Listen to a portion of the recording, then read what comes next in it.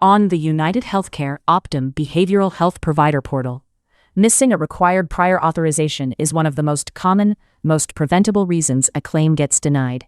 UnitedHealthcare can deny payment for a service that needed prior authorization, even when the treatment was clearly medically necessary.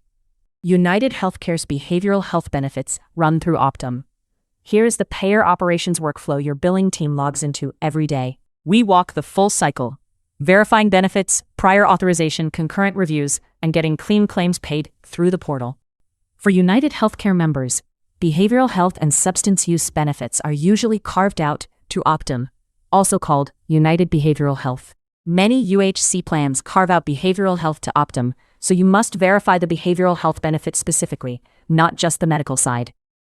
You log in to the UnitedHealthcare Provider Portal to run the Eligibility and Benefits Inquiry tool and to submit prior authorization requests. Verify benefits incompletely or skip a required prior authorization, and the claim is denied no matter how appropriate the care was. Many UHC plans have no out-of-network behavioral health benefits, so a covered service billed out-of-network can still be denied or paid far lower.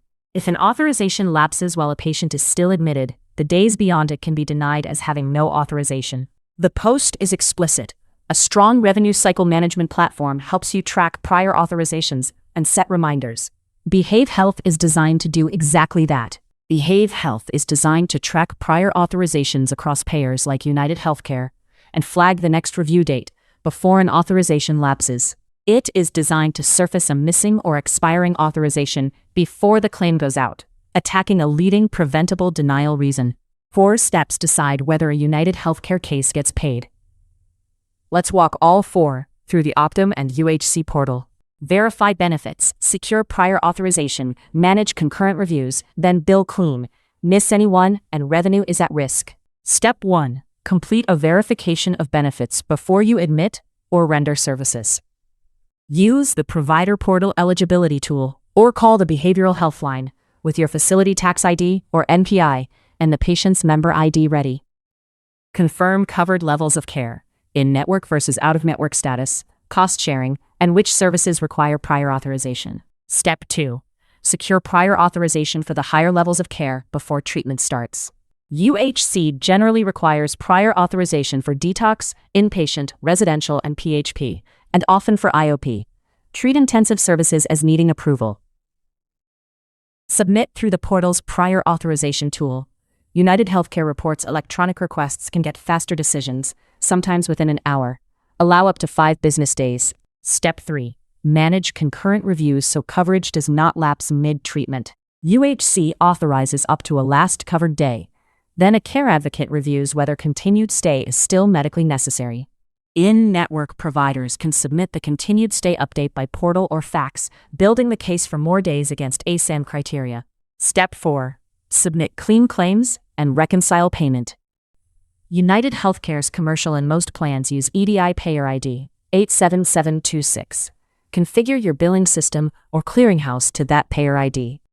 Enroll in Optum Pay for electronic remittance and direct deposit payment so you reconcile claims faster. Across authorization and concurrent review, UnitedHealthcare and Optum decide on medical necessity using ASAM criteria. UHC relies on the ASAM criteria as the standard for substance use level of care decisions, so frame your documentation in ASAM terms. Address all 6 dimensions: withdrawal risk, biomedical, emotional and behavioral, readiness to change, relapse risk, and living environment. Reviewers want evidence that a less intensive level of care would not be safe or effective for this specific patient. If UHC denies or cuts an authorization, you have routes to push back, move fast, and use their own criteria.